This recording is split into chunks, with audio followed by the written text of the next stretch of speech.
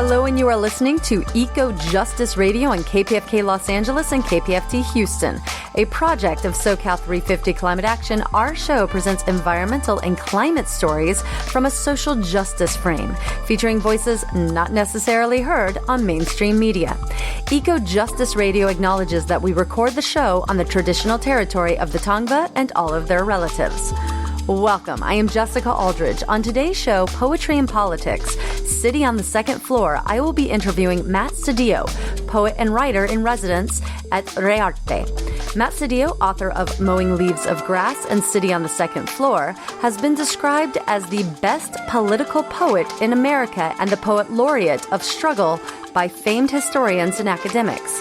He has appeared on C-SPAN and in the Los Angeles Times. He is also a returning guest of EcoJustice Radio. Check out episode 105, where he and fellow poet Awa Njai discuss spoken word, challenging mainstream discourse on climate.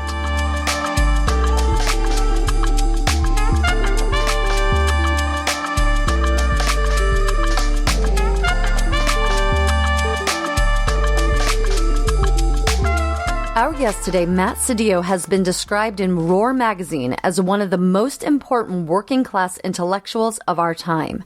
Today, Matt will be discussing his latest book, City on the Second Floor, published by Flower Song Press. Author Paul Ortiz wrote, Matt Sedillo's poetic work is full of history, struggle, tragedy, anger, joy, despair, possibility, and faith in the struggles of working-class people to overcome the forces of capitalism and racism. Cambridge professor Thomas Jeffrey Miley called his poetry electric, like a lightning bolt, and sees the work as a foray into sociology, into Marxist geography, as Sedillo roams the streets of Los Angeles, reporting what he sees and relaying what he knows. Famed journalist Greg Palast summed it up. Sedillo is vengeance, the one we've been waiting for. Thank you for tuning in to EcoJustice Radio and our show, Poetry and Politics, City on the Second Floor. I am your host, Jessica Aldridge, and it is my honor to welcome our guest, Matt Sedillo, author of Mowing Leaves of Grass and City on the Second Floor, and writer in residence at ReusableLA. Welcome to EcoJustice Radio. Hey, thank you for having me. I'm really excited to be here. I'm excited, too. This is the second time we've had you on the show. You've been involved with SoCal 350 since our inception, actually, before we were even SoCal 350. And at that point, we were doing a march, and you shared your poetry with us, which happens to be in your new book, City on the Second Floor. That piece of poetry is in the book. You've been described as the best political poet alive. What inspired you to embark upon your artistic and political journey? Okay, so when I was a kid, I wanted to be a writer, right? And then like things happened, and you know, fast forward, that didn't quite work out. But before that, I wanted to be president of the United States because I understood, even as a little child, that I needed to get a job when I grew up, and I wanted the job where I'd be in charge of the most things. And then my father told me, you know, you can't be president because we're Mexican. And I was like, what? No, you don't understand. Like, I'm going to do this. And, you know, as time went on, it really didn't make as much sense. So I was like, I'm going to be a writer and I'm going to make art for art's sake. And I thought that, I'm like 12 saying this kind of stuff. It was ridiculous. But like, that was my idea. And I wanted to write a novel and all this kind of stuff like that. But then, you know, things happen, work, and then I had to work, right? And then all of a sudden, you know, bad things happen, you know, winds and tides of the economy. And I got myself in a lot of bad situations, but then I was like, okay, I kind of recovered myself. I was going to the library more. I was reading all these books about political economy, and like, I'm going to put away my dreams of being a bourgeois artist. I will now be a serious organizer. They may not like me, but they're going to respect me. And I had this ridiculous attitude. I read somewhere that you have to work harder than everybody to show that you know how to do the job, so they'll respect you, and then you can organize them. Absolutely not true. I worked so hard, and everyone hated me because it just looked like I was kissing up to the bosses and making everyone demand more of them. And so like that plan did not work. I don't know who thought that was a good idea, but that didn't work. But then I came back home and I saw a friend of mine David Romero, was also a poet. He took me to an open mic. And when I went to this open mic, I saw these people doing this like kind of political type poetry, and I heard it. And just like when you hear a voice on the radio and you can imitate, I knew I could imitate what the guy was doing. So I was like, I can come back here and I'm with this, and they may not like me, but they're going to respect me, which was also a bad attitude. But anyways, that's how that happened. And then now I have the life I have. So this kid that wanted to be an artist and this kid that wanted to be involved in politics has merged into one person, and that's who I am now. And your upbringing, you were raised in the suburb of East Los Angeles. How has that shaped your poetry? Well, growing up in El Sereno, it was a very beautiful thing. It's a very wonderful, great neighborhood, very vibrant. The whole east side, El Sereno, City Terrace, Boyle Heights, Lincoln Heights, and East LA, obviously. So, just growing up in that area, just being part of that kind of culture. It's an interesting thing because on the one hand, yeah, it's a very Mexican neighborhood, and that's kind of known. But it's also a part of the world that a lot of people know about. Like that area is a place that a lot of people know about. And it's not the only place where the population lives. I mean, there's places in, all throughout the San Gabriel Valley, all throughout the Inland Empire, all throughout the San Fernando Valley, where you have these very similar neighborhoods, but doesn't have that same kind of eye on it the way that kind of part is. And that's something that that's changing, and we want to facilitate the change of that. But of course, growing up on the east side of LA is just that's profoundly shaped me, and just to be part of that whole history and that whole thing. My mom was at the walkouts in '68. I think she might have not walked out because she was confused by the walkouts. She went to the Chicano moratorium in 1970, but she was on double date and left early. So my mom was kind of like the Forrest Gump of the movement. She was there, but it's kind of like, what's going on? Very sweet woman, but be part of that whole thing and have family lineage organic to that, not just some idea about that. So it's always profoundly shaped me. And you recently released your second book of poetry. It's called City on the Second Floor. What is meant by the city on the second floor?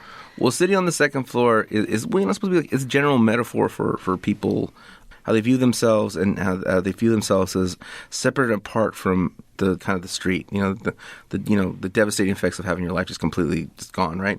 And you're trying to strive for this thing that you can't reach, which is a penthouse suite. So that's what city on the second floor means. But city on the second floor literally comes from the Hotel Bonaventure in downtown LA, where there are bridges that connect all these office buildings so that people can go into the Bonaventure, and then they can go to Kinko's, and they can go to Starbucks, and they can go, go to this office building over here. They can conduct all their meetings without ever having to walk on the street. And to me, it's just so stark, and it's so whatever. It's a real thing. It's a metaphor, but it's also really exists in LA. And LA is one of the cruelest cities in terms of the disparity of wealth and poverty. I mean, just go to downtown LA and see banks, literally banks, that stretch into the sky. The Bank of America building. The tallest buildings in LA are banks. The Bank of America building, sure they can just blanking right now, but that stretch into the sky, and then all of a sudden you're in Skid Row, Yeah. And so homeless encampments. So that's the wealth disparity in Los Angeles. It's starker than I've ever seen anywhere else. I mean, even in New York, it's starker than New York, starker than what I saw in Mexico City. I mean, it's really, really stark in Los Angeles because it's really just like blocks and that you're from here to there. And the overall premise of your book, the poems that are in City on the Second Floor, what's the overall premise? Well, the overall premise, there's a couple running themes, right? But basically, if I really break it down, there's really two major themes, right? There's the fact that the city is built against people. The way that things are physically laid out is built against the people that live in them, and that you're trying to strive, you're trying to work, you're paranoid that the bottom's going to fall out, and maybe the bottom will fall out, maybe it will, or maybe you're going to spend your whole life in that precarious situation just trying to prevent the bottom to fall out. That's one theme. And then the other running theme is, and also these cities are going to destroy the world or destroy life on the planet. This industrial way of life is the undercurrent. So the industrial way of life is unfair because there are owners and workers, and because there are people that are exploiters and exploited, and all these things, all these dynamics that exist between human beings, right? Mm-hmm. But in the meantime, all this gas, all this drilling, all this, drilling and pumping into the ocean, all this attempts to colonize the moon is actually killing all of us and killing life for everything else on the planet. And that's kind of like this undercurrent. It's kind of like the subplot that eventually overtakes the book. I want to jump into one of these poems. Can you share LA is full of pigs? Los Angeles is falling apart. In the streets, in the suburbs, in the wind. In a barely kept Hollywood bathroom, wheezing, vomiting, coughing up blood. These past few days, these past few years, I have spread myself across this sprawl, and now fear this drive may kill me, may kill us all.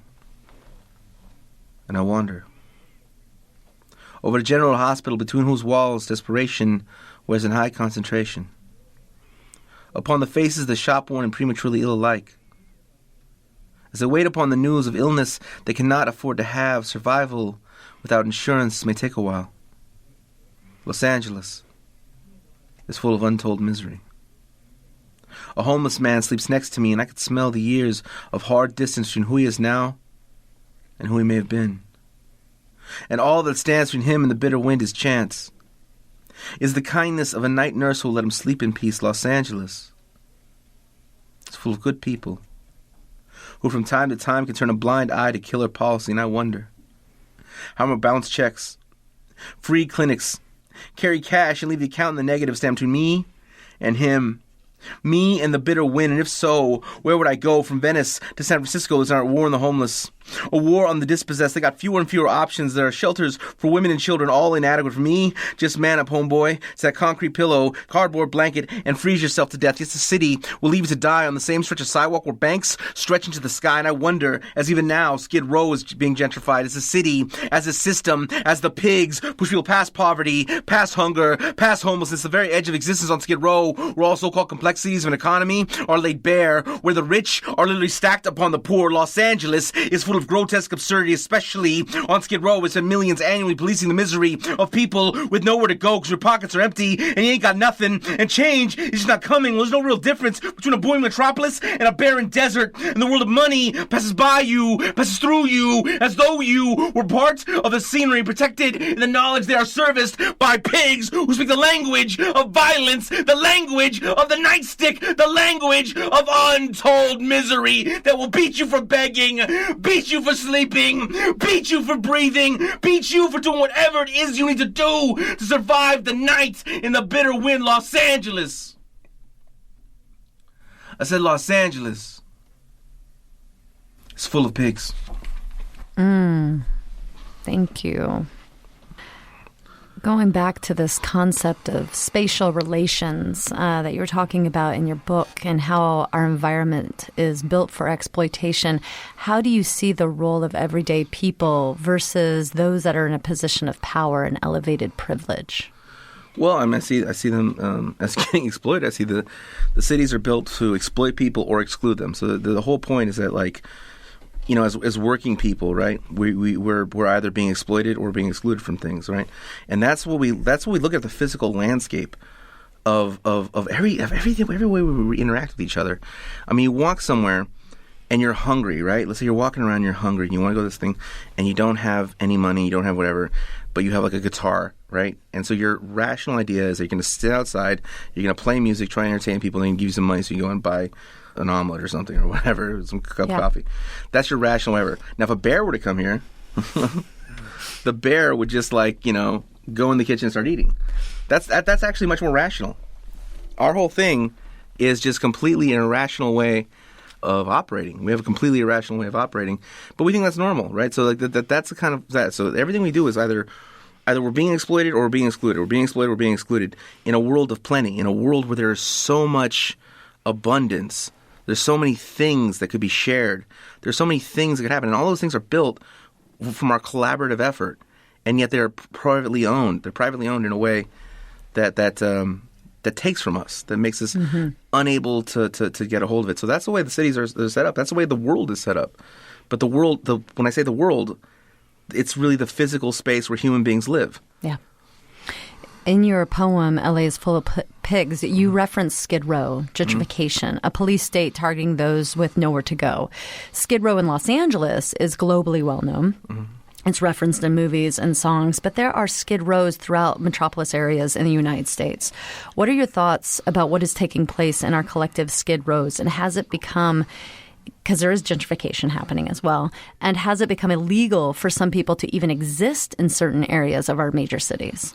I mean, yeah, absolutely. You hit the nail on the head. Absolutely. There's, you know, I travel around a lot, so I see increasingly all these cities. I mean, all these Skid Rows popping up all over the place, and increasingly in just different pockets of LA, you're seeing more and more tent cities just popping up alongside the side of the freeway, out into the San Gabriel Valley, out into the San Fernando Valley, you know, in the Inland Empire again, in Orange County. You see a lot of this. So I mean, this is just increasing everywhere in our general region and throughout the country it's increasing. I mean, like I said that, LA is one of the most grotesque things, but I remember last time I was just in Vegas, I saw outside a casino, a tent city underneath the freeway that you could see from the parking lot. So you look in the parking lot, you look in one direction, you see this casino. You look in the other direction, a tent city. And it's horrible. And then this idea that it becomes illegal for people to exist that way too, because people are forced into that existence. But now, here in Los Angeles, throughout the United States, what's this concept of it being illegal to be homeless? Yeah, I mean, absolutely. I mean, like you look at some of the things that Garcetti has been implementing. Our mayor of Los Angeles. The mayor of Los Angeles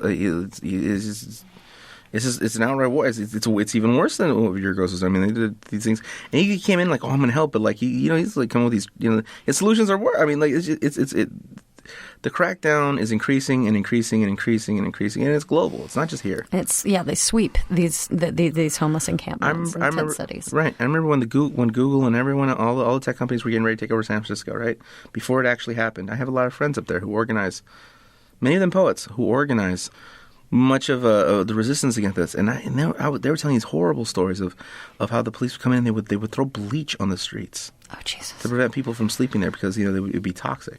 And so that was the kind of things that they were doing. That's the kind of things they were doing, and that's the kind of increasingly, in order to make a place look chic, in order to make a place look like it's going to be developed, in order to make a place look like this is somewhere where that's welcoming to capital, these things have to be suited. I mean, look at the Olympics. I mean, everywhere it goes. It goes out driving people out of the street, driving people from their homes. It goes around in Greece they were killing dogs. I mean, This is just a horrific thing that it's global. It's not just LA. So before we go to the break, I want you to share another poem. Sure. The name of the book, City on the Second Floor, which plays into these themes. Right. So here's a poem, the book's namesake, City on the Second Floor, which again is named after some building structures in downtown Los Angeles. There is a city on the second floor, international destination whose entrance is prohibited to all those appearing too poor for travel, where commerce crosses bridges of wire and concrete just above streetlight, rises an economy of scale, where buildings and offices connect to disconnect from the world below. Here, in the space between worker and destination, conversation spins profit. And no one moves without reason. And no one speaks without purpose. Here, the word is stillborn a commodity. And the world dies anew. While working stiff, spend wages in cheap imitation of their own exploitation, arrogant, delusional, walking dead, laughingly dreaming of a penthouse suite they will never reach, while staring down from terraces towards the street below. Thank you. We're going to go to break and we'll be right back. Hey listeners, quick break here. We hope that you're enjoying EcoJustice Radio. Stay connected by subscribing on all major podcast apps and visit our website, ecojusticeradio.org, to check out previous shows and guests and get connected with us on social media. For an extended version of this interview, as well as other benefits, we encourage you to become a member of our Patreon. Today, you are listening to Poetry and Politics, City on the Second Floor, with host Jessica Aldridge and guest Matt Sedillo, author of Mowing Leaves of Grass and City on the Second Floor, and writer-in-residence at Rearte, whose work can also be found at mattsedillo.com. Matt, thank you for sharing your poetry with us. We're going to get into a few more of those as the show goes on. I want to talk about poetry and art and the way that it is so incredibly important in activism. So art energizes the spirit in a different way than that of demonstrations or marches or other group-oriented actions or campaigns. What is the role of spoken word poetry in activism and activating change? Yeah, I mean, I could give you the really inspiring answer, which is it stirs the soul and it makes the heart move and it does all these things, right? And that's all true. That's all true, and that's true. It activates a different part of the brain. It activates a part of the brain that tells you that you need to do something, right? When you're really touched by something, when you're really inspired by something. Just think about in your own personal life when you have these conversations, right, that are not necessarily very tactile. not necessarily very utilitarian, but they change the entire way you look at things, right? And those are just conversations you have with people. Well, art has the same kind of function as those really meaningful, deep conversations, right? So that's an inspiring way of saying it.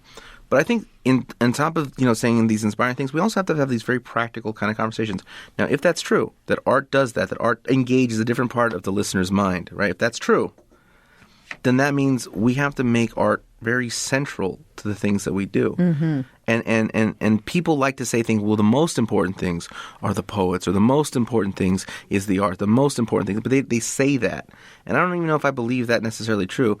But they say that, and then they act as though the exact opposite is true. Mm-hmm. That art is just kind of like a condiment. It's just like it's ketchup on the it's mustard on the meal.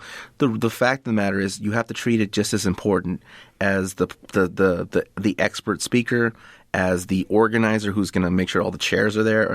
It is as equal. It should be an equal component to all these things, and all these things deserve their respect. The organizer deserves the respect. The expert speaker who took all this time to learn these things and learn the, all the ins and outs of the specific topic, so that an audience will come and learn something they didn't know before they got there. That deserves its respect. And the artist who has taken the time to learn a form of communication that engages people at a higher level and a deeper level and a more visceral level that makes them want to really go out and do something, not just feel like they learned something, but go and do something about it. That has to be treated with an equal amount of respect when we put these things together, when we put these events together, when we put these marches together, when we put these calls to action together. Art has to be treated that way, and it really isn't. People talk about it like they talk about it in these glowing terms, but that's like someone complimenting you, and that's like it's like having a boss that compliments you, but that never gives you a raise. Mm. It's like that, or they compliment you and they don't even pay you. They're just stealing your wages, right? That's kind of. I mean, artists get that all the time, right? Of course, exposure, this, that, the other. But I'm not even talking about that. I'm talking about the actual effectiveness of the event. Yeah. The event will be more effective if art is made as an essential component of the event. It'll be more effective for everyone. Politics is it's hard for a lot of people to digest and understand, especially when there's so much misinformation and confusing information out there and people's opinions. What does it mean for you to be a political poet? So for me to be a political poet is because, on the one hand, it's an interesting question, because on the one hand, I could take it two different ways. I could take it like, what does it mean for me, or what does it mean like, what am I trying to do in the world? So I think that those are two separate questions, and they're both worth answering. So I'll try to be brief in answering both of them. For me to be a political poet is for me to do all those things I was just talking about right now. Is to try and engage in the fight. So like, what does it mean for me to be a political poet? Is it the same thing as what does it mean for you to host EcoJustice? What does it mean for the team to be a part of EcoJustice, the whole team behind you, to be part of this radio program, right? It's because we're trying to do something. It's because we're taking our talents and our skills and these things we've developed over years and bringing them to a struggle.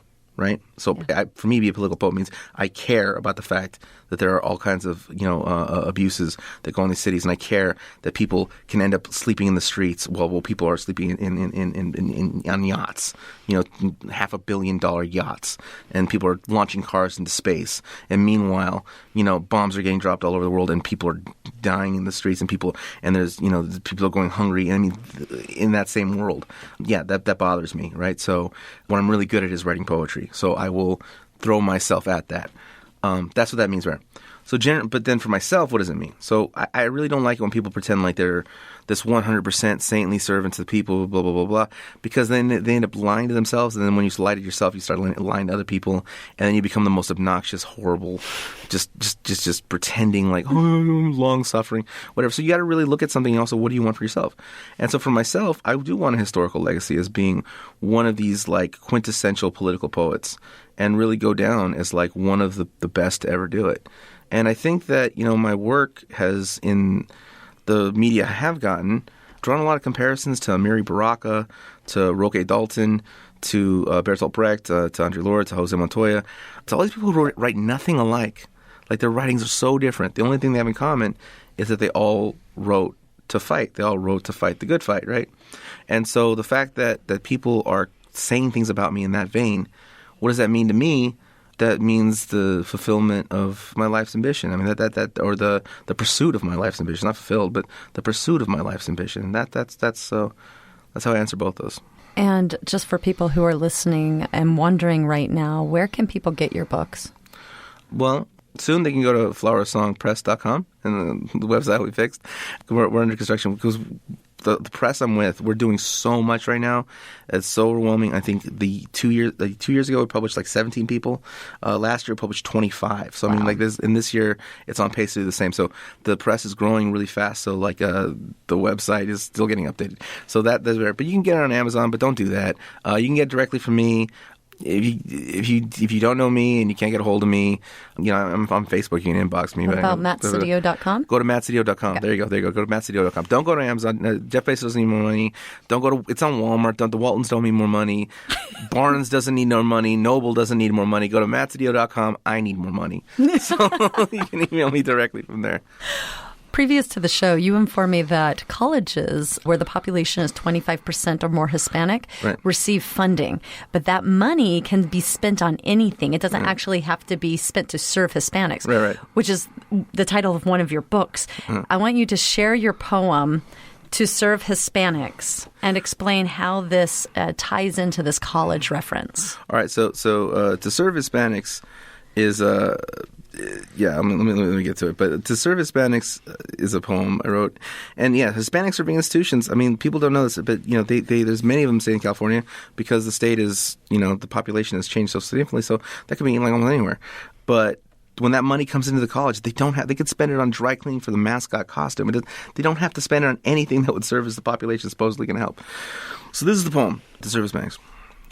Reach for America, dream for America, teach for America, diversity, equity, inclusion, access and achievement, USDA certified STEM, the Department of Defense, the great state of California, serving as one great big Hispanic serving institution. Just imagine the federal funding, the brochures of underserved, the spreadsheets of human misery, the proclamations, administrations, boards of trustees debating safe spaces for students to sleep in, parking lots, perchance to dream of a way of life that died decades before they were born. Debt is the final frontier. And these kids, they're America's future. Thank you. Another poem of yours, I feel your poem Post speaks to living in an exploitative economy and being to blame for what's going on. Yeah.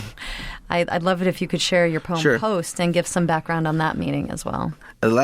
Two last points about his To Serve Hispanics. I generally don't use the word Hispanic, and also To Serve Hispanic also comes because there's a lot of people who get mad at me about this. Hispanic, why didn't you say something that's a bad word? Yeah, it's a bad word. Okay, but anyways, also To Serve Hispanics comes from it's a Twilight Zone a reference to serve man. And at the end, to serve man is a cookbook. So that's at the Twilight Zone. The Twilight Zone, yeah. It's aliens come, and they're helping out, and it's to serve man, which is to eat them. Anyways, here we go. This is Post.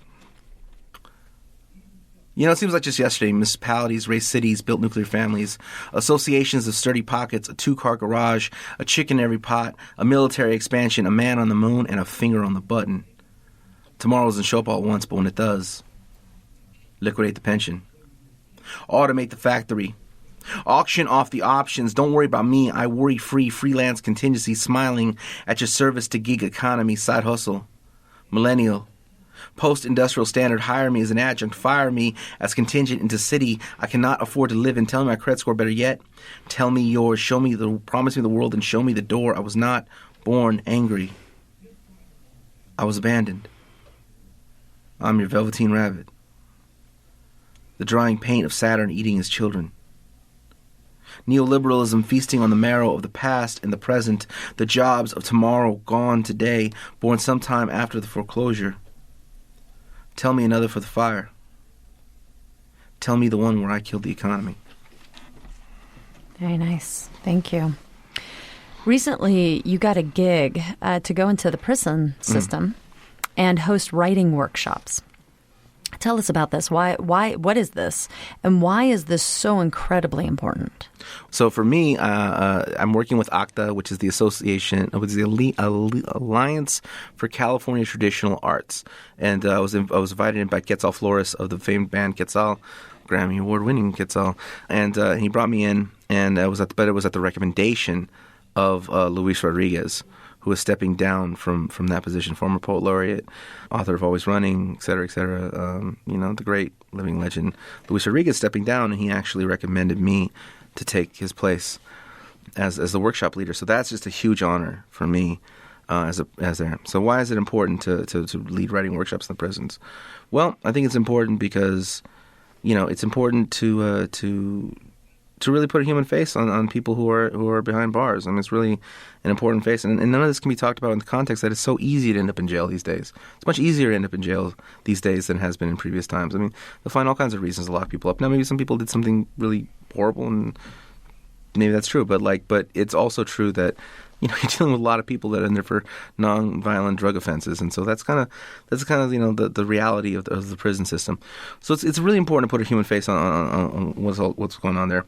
It's also important to treat people with respect. So I'm going to go in there and I'm going to teach them the same workshop that I do in high schools, the same workshop I do in public libraries, the same workshop I've done at in the Claremont colleges, the same one I did at Occidental, the same one I did at UCLA, the same one I did at the University of Cambridge. I'm going to give them the exact same thing because I never change it up. It's always the same thing, always the same basic 3-act structure, always the showing of how to make things more dynamic and how to create your communication system, create a communication system that's unique to you, but also very dynamic.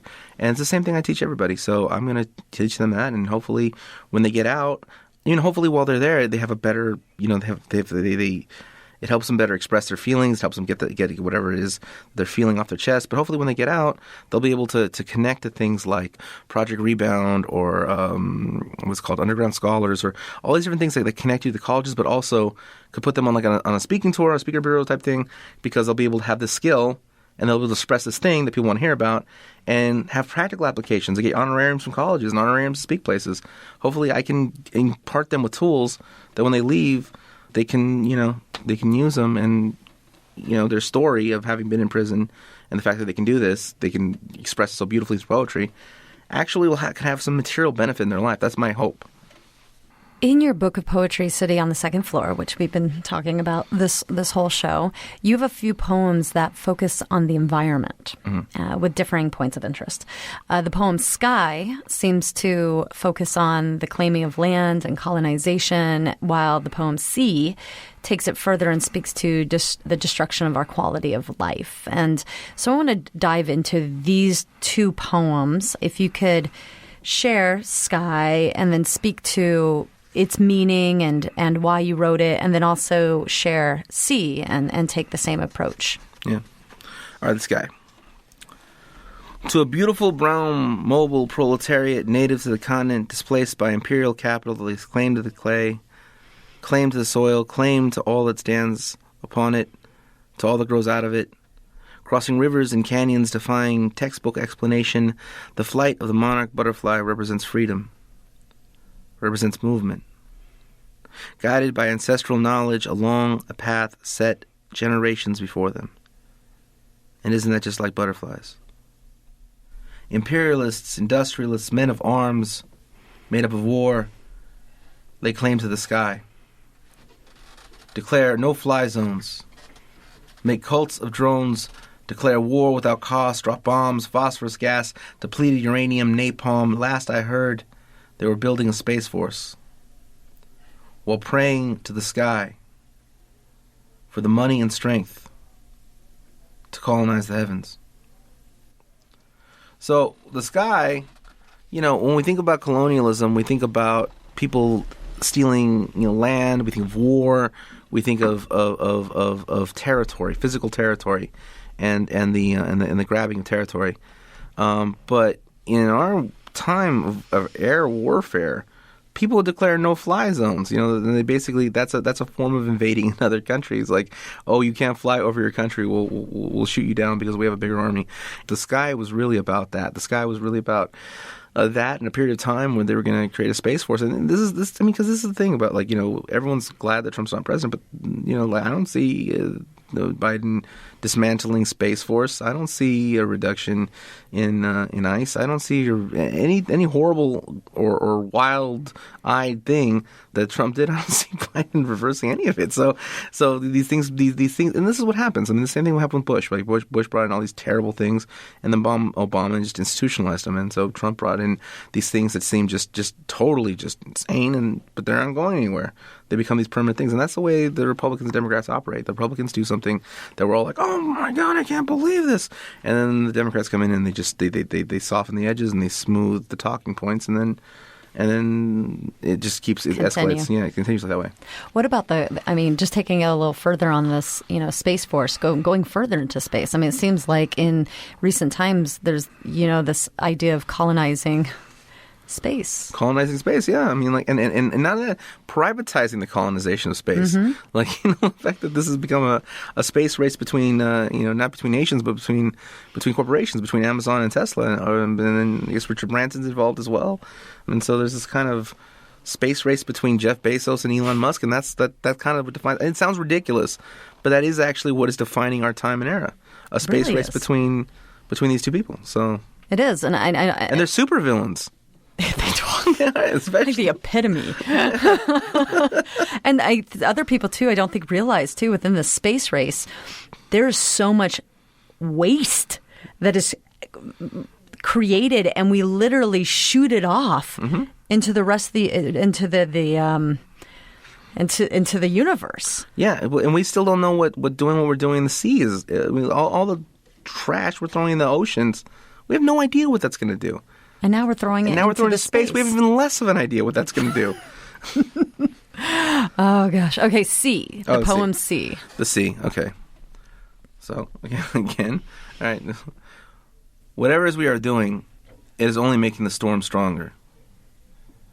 There is land under water, and there too we drill. Capitalists dream of bottomless pits, then pits the bed plastic. All life began in the ocean, and there too we kill. There are mountains under water. Cities too, I imagine.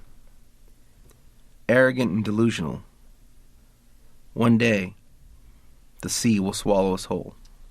I love that poem. It's depressing, but I love that poem. Well, what about what inspired you for that? Well, so the placement of the sea is at the end of the book, so that's really important because this whole book is about it's class conflict. Those books mostly just boil it down real simply. It's class conflict, but then there's this undercurrent. So it's an undercurrent that like this industrial way of life is destroying the possibility of life on the planet. So even if you had like a socialist way of organizing things, even if you had a way where you limited worker exploitation, you eliminated all these kinds of things, you'd be in position to address these questions, but that alone would not address these questions. It would still pump gas into the air. It would still do all these things that are just destroying the earth, or not even destroying the earth. The earth's fine. I mean, it's destroying. I mean, it's affecting the earth, but it's destroying our ability to live here is what it's doing. And so, and we just keep doing it. And that is tied to capitalism, though, because that is tied to it's not just the technologies. It's like under capitalism, everything's a commodity. Everything is built for its sale. So this phone isn't built for me to use it. The laptop's not built for you to use it. The pen's not built for you to use it. The pen is built to make money. GM doesn't make, they don't make cars, they make money. Dell doesn't make computers, they make money. So that's what these things all do. And when we produce and produce and produce and produce and produce to make money, as opposed to like, we produce this because this is how many diapers we're going to need for the year. This is how many shoes we'll need for the people that live here for the year. When we produce to make money, we're going to have a bunch of things left over and a bunch of trash. And that's what capitalism produces. Capitalism produces literally trash. Capitalism, my friends, is trash. Thank you. We're going to take a break real quick, come back with a bunch more poems and more conversation with Matt Sedillo. Hold tight. Hey listeners, quick break here. We hope that you're enjoying EcoJustice Radio. Stay connected by subscribing on all major podcast apps and visit our website, ecojusticeradio.org, to check out previous shows and guests and get connected with us on social media. For an extended version of this interview, as well as other benefits, we encourage you to become a member of our Patreon. Today, you are listening to Poetry and Politics, City on the Second Floor, with host Jessica Aldridge and guest Matt Sedillo, author of Mowing Leaves of Grass and City on the Second Floor, and writer-in-residence at Rearte, whose work can also be found at mattsedillo.com. So before the break, we were talking about some of the environmental themes that run through your book, and you read to us the poem Sky, Sea. There's a few more poems that have that strong environmental theme. There's one that's called Everything in Between, and that's a personal favorite of mine. Yeah. And to me, it seems to call out the distraction in our everyday lives and the exploitation issues that will eventually lead to our demise. Do you mind reading this poem and then sharing your thoughts on it? Let's do it. Okay. Gas station, supermart, food court, coffee shop, bus stop, burrito supreme. Penny stocks, trust funds, checkpoints, bailouts, overdraft fees. Smokestacks, minivans, border fence, tax shelters, nuclear debris, valleys of silicon, islands of plastic, burning river pipelines, food desert, landmine, jumbo tanks, fracking, quake, the carcinogenic republic of acid, rain, foggy bottom, the World Bank, the dying forest, the falling trees, the sky depletes over the rising sea as the horizon greets mass extinction. Mass extinction. Mass extinction. So, tell me about the poem. Well, the sky, the sea, and everything in between, those are a series of poems that take place throughout the book. And there's actually a poem called The Rich where I say the sky, the sea, and everything between, one heart that beats and the time. Anyways, that's the poem, but there's a reference to that. So I took the concept of the sky, the sea, and everything between, and I spread them out throughout. So everything between was, there's the sky, right, which is this war, and then there's the sea, which is our just collective absurdity and our collective participation in this thing that's destroying the planet. That's what the sea's about, right? The sky is not so much that. The sky is about the rich, and they're the ones that set the stage, and we're victims of them, right? But then the sea is more about well, yes, but also this, right? And then everything between is just our stupid death march into the sea. So that's why it's in between the sky and the sea.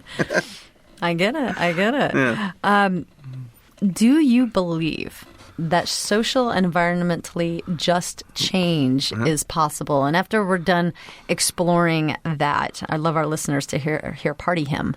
But yeah, sure. Do you believe that change is possible? I do, but not under these conditions. Yeah. I do, but not while you have Jeff Bezos and Elon Musk and Richard Branson and all these people running a space race. I do believe that, but not while you have the largest prison system in the world in our country, but even a global economy where I don't believe that these things are possible in a situation where I believe the Philippines is the world's largest exporter of rice and Thailand's the largest importer of rice, or maybe it's reversed, but you have the situation where that's going on, and the company making the most money off that is Cargill, based in San Francisco.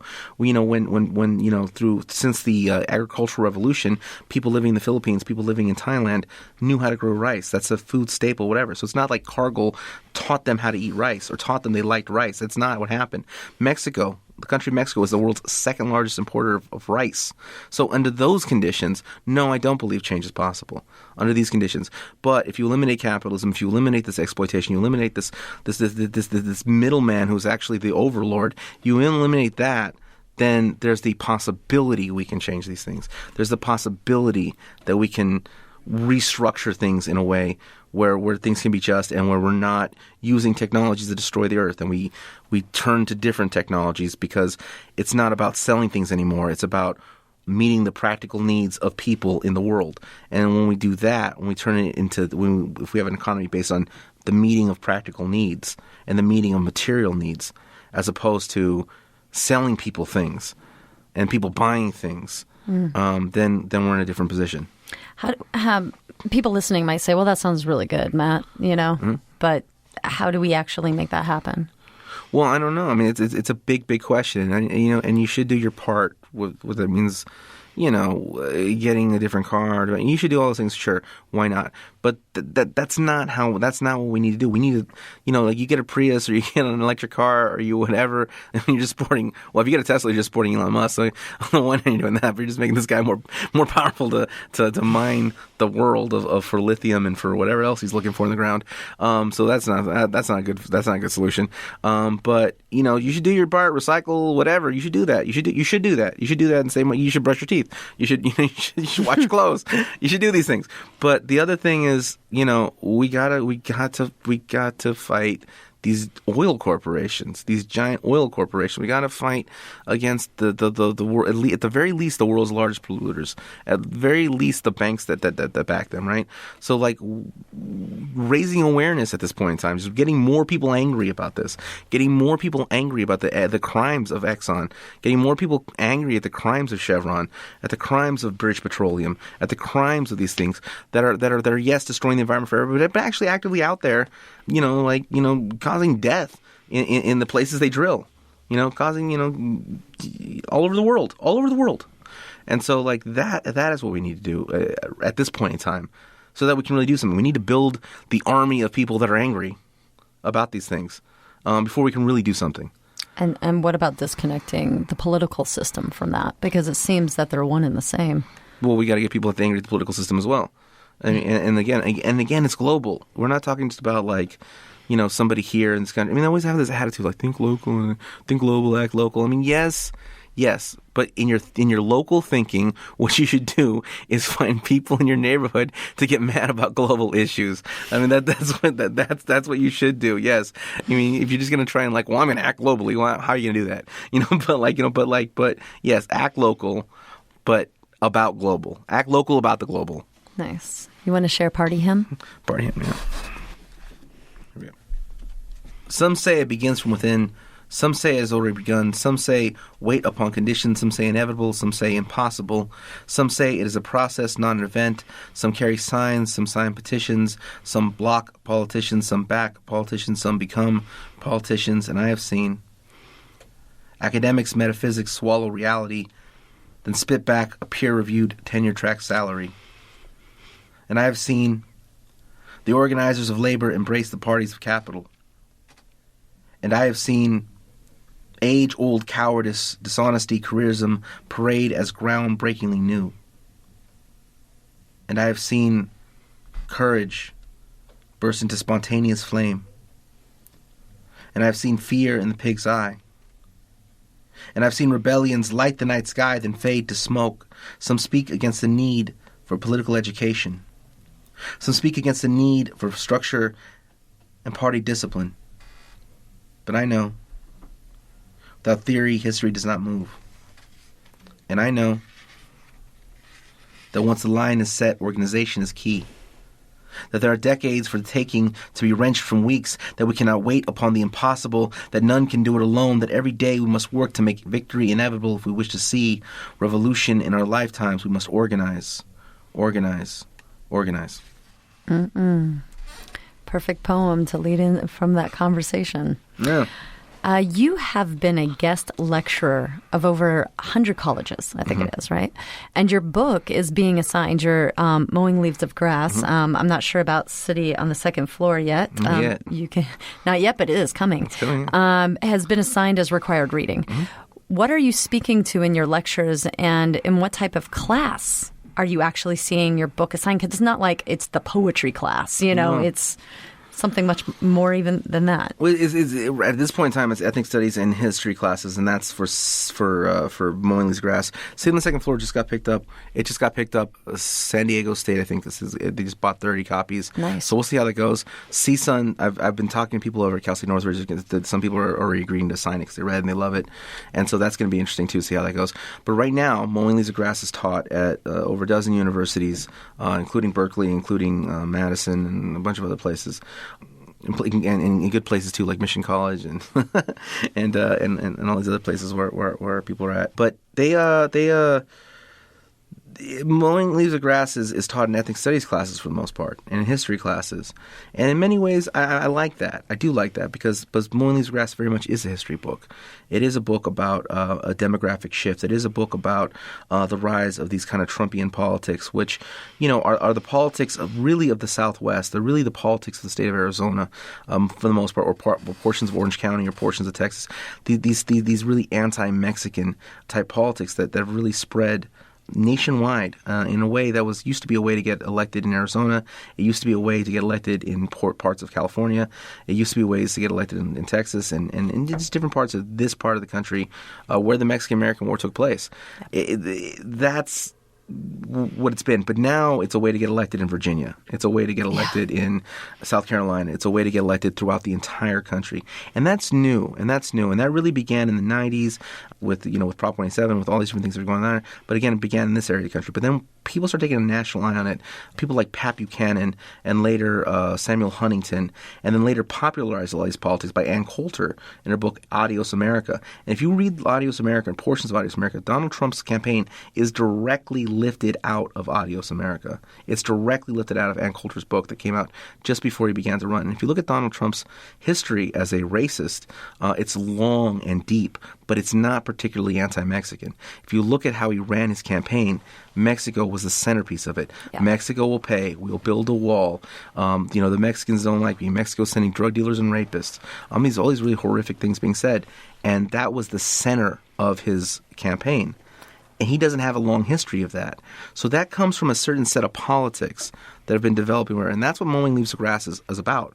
Mowing Leaves the Grass is addressing all that, and in many ways captured all that in a country that is hell-bent on not expressing that obvious truth, in bearing that obvious truth. So when we talk about Donald Trump as saying Mexico sending drug rapists, the initial kick by most intellectuals is to say America's always been anti-immigrant. Let's look at the Know-Nothing Party of the 1800s. Look at Ellis Island. Look at this. Look at this. Look what happened to Greeks. Look what happened to Italians. Look what happened to this. And these things are all true. They're all true, and I'm not diminishing them at all. They're all true. They all happened. You look at New Orleans, there was a lynching of Italians, which was one of the largest lynchings in American history. I think it might even be the first or second. But that happened. That's not a lie. However, that's a different history. Ellis Island and Rio Grande are not the same thing. It's a different history. The other thing is they look at Donald Trump, that's really racist. Well, America's long been a racist country. Let's look at Jim Crow in the Black Belt South and slavery and all these things like that. Again, that's profoundly true and still true to this day, and there's still so many different branches of how that affects the country as a whole. But again, that's also a different history. Yeah. This refusal to look at the southern border and the politics that emerge out of it is something that's going on in American society because there's a refusal to acknowledge the presence of these people and the growing presence of these people. Yeah. And you find that because we are as Latinos, as particularly Mexicans, the most underrepresented group of people in academia, in film media, in television, on radio, et cetera, et cetera, et cetera, et cetera. You go down the line. We are the far and away most underrepresented group of people given our numbers in this country. And that is something that I'm just generally trying to combat. That's something Flower Song Press is combating. That's something with a lot of the people that I work with combat. That's something that on the station, on KPFK, Lalo Alvarez, he's done enormous work to combat. So that's something that a lot of us are in the fight against, that underrepresentation, that bearing of our voices. We're very much passionate about that. And Mowing Leaves of Grass is, if I do say so myself, the quintessential poetry collection addressing that issue. So everyone listening, it is your duty to go get this book. Do you have any advice for other artists and how to use their words in a powerful, meaningful way? Well, okay, here's the thing. If you want to be a writer, write about things that matter and write well. If you do that, you'll be one of the greatest writers to ever walk the face of the earth, because that's all writing is. Now, what you're going to do to need to do that is you need to develop a style. You need to turn that style into discipline. Then you need to turn that discipline into a standard of excellence that you hold yourself to every time out. And once you do that, you will be the world's leading expert as to why you are excellent. Move the production of your genius from your subconscious mind to your conscious mind. Become the world's leading expert as to why you are brilliant. Why you are brilliant can be a mystery to the audience, but it should never be a mystery to you. So you do that, go out there, be prolific, write about things that matter, fight the good fight, and you can do it. I believe in you. I believe in you. And who am I? I'm the best political poet in America, because Greg Powell said so. Damn right. Who are some poets and artists that have influenced and inspired you, and why? And I'd also say political philosophers could be added to that list. Well, I'm definitely influenced by a lot of political philosophers, but I'm really influenced by speakers, by just like watching people speak and watching the dynamics of how they speak and the flow of that. That probably influenced me more than anybody. In terms of like poetry, I mean, like I got some tips when I was first starting out from Corey Kofer, known as Best Kept, And he said, like, you don't have to write in complete sentences when you're writing poetry. And that was like the biggest thing. I was like, and I started doing this, and I took it in my own style. I took it in a completely different direction than he does. But that became like one of these quintessential things that I do. And I start listing things like a microphone, a phone, an engineer, a roof, or this. And I kind of set the whole scene, and then I start throwing some action. And like I'm really one of the only few people to really do that, and definitely one of them do it as well as I do it. And so like that became like a signature thing of mine. So just finding these little tricks and finding these little things. But people should read other poets, and they should read all kinds of poets. I mean, I know a lot of people think that I'm heavily influenced by Amiri Baraka. I've heard that a lot. So of all the people being compared to, Amiri Baraka is the most apt. And I definitely love the work of Amiri Baraka. But in many ways, yeah, it's influenced me, but I think me and Mary just had the same idea, which was like to turn political speeches into poems. And so this is the result is that you start off, you make some jokes, and then all of a sudden, and he makes more jokes than I do. He's more like kind of like jazz and fluid, kind of more like kind of moves in and out kind of things. I'm a little more like, okay, you start off this way, you start off like exciting, you get sad, and then at the end you're angry and you explode, and you're also laughing, but it's a triumphant anger. That's kind of what I do, right? So it's a little bit different, but the listing of a bunch of things and this and that very similar in that kind of way.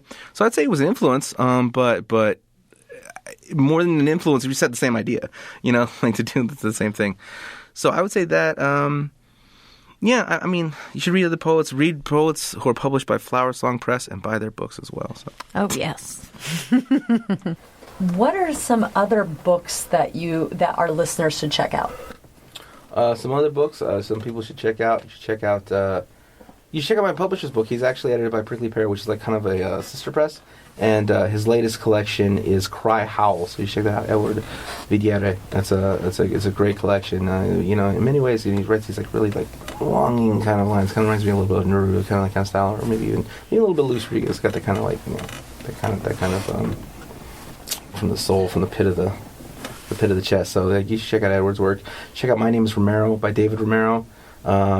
That's a really good book. David is a really crafty guy. You should check out Dreaming with Mariposas also. These are all flower song titles by Sonia Gutierrez. Incredible book. Check out Iris Deanda's latest release, Roots of Redemption. Check out Edgecliff by Angelina Science. Check out Toxic Masculinity by Fernando Salinas. And just check out the whole Flower Song catalog. I mean, like I said, last year Edward published, I think, 25 people, and the year before 18, and this year it's on pace to about 30. So that's great. Well, I wanted to give you the opportunity to do one more poem. Sure. And I have two of them here. So, or you could do both if you like. I pulled out Capital is a Death Cult, okay, or Tumbleweeds, or both if you want. Well, Tumbleweeds are short, so we can do Tumbleweeds. And we can do both. I was actually amazed when you were going through the book, and some of these you were like, you knew exactly what page that thing was on. You're asking for some of the deep cuts. All right. Tumbleweeds. And then they said something like, more of the world is covered by tumbleweeds and billboards. And I said, true, but people live by those signs. And I live by the life of the mind. And then they said something like, the world is full of life. And there is an arrogance to the city inherent to industry. The world is burning, and you busy yourself with commercials. And I said, damn, the tumbleweed shall inherit the concrete. Mm-hmm. And then Capital is a Death Cult. And this one's really about, I was doing a study of Capital with Professor Prado, who wrote the forward to this book. And we did a year-long study of it. And so this poem was really influenced by reading the work of Marx, and like really reading like kind of the really intricate parts when he starts talking about capital as a death cult. I mean, capital is capital is dead labor, and so I just kind of like took that into kind of how to make it a poem. So here's something else. Every time a capitalist dies, life insured by banking trust and inheritance is born. Capital is dead labor. Born buried alive in the dirt of yesteryear, personified calculations don the mask of worker. Pour sweat into assembly until all existence is doubled, and all purpose is split. Across grids and spreadsheets of expense, proletarian limbs move like digits, ducking and dodging, bobbing and weaving the downside of downsides and the quicksand of debt. In the free time, they attempt to stretch some meaning out of something that is theirs alone. Their best is generally kept for grandkids at the knee, for funeral speech. Some pray for a steady hand, some a second chance, others simply for a quick end, and there are dreams everywhere. And every mind is a universe. In the blink of an eye, any one of them could be someone somewhere else. This is the secret life of statistics. Eaten alive by accounting machines. The capital crime goes unpunished. Hardly noticed. They just keep moving. To a morbid chant of survival. In an ugly dance of conviction as they discipline any sign of dissent that might arise from within them. Instead of rising up, they praise the rich in the midst of a global pandemic. They praise illusions so obvious they should be ashamed, should be embarrassed. To all who hear and speak them. How will future generations see us? What does it matter? The dead know no shame. Capital is a death cult. Thank you. Thank you so much, Matt.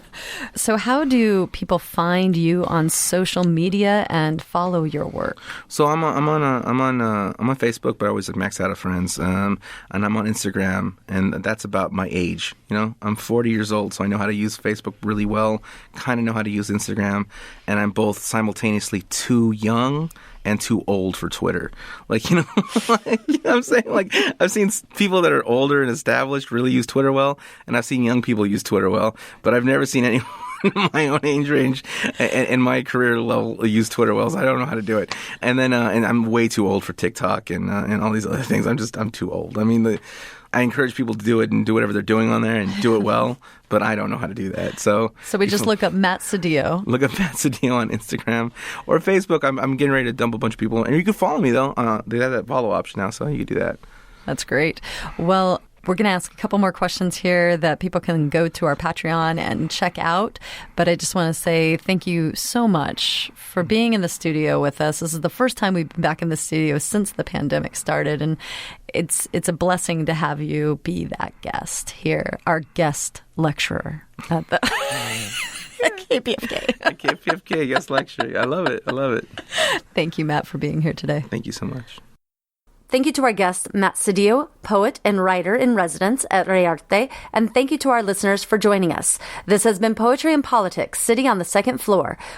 Please connect with us on social media at EcoJustice Radio, SoCal 350, and Adventures in Waste. If you like what you heard and you want others to be informed, well, you know what to do. Subscribe to our podcast, share the episodes, get that information out there, and share that important message of our guests.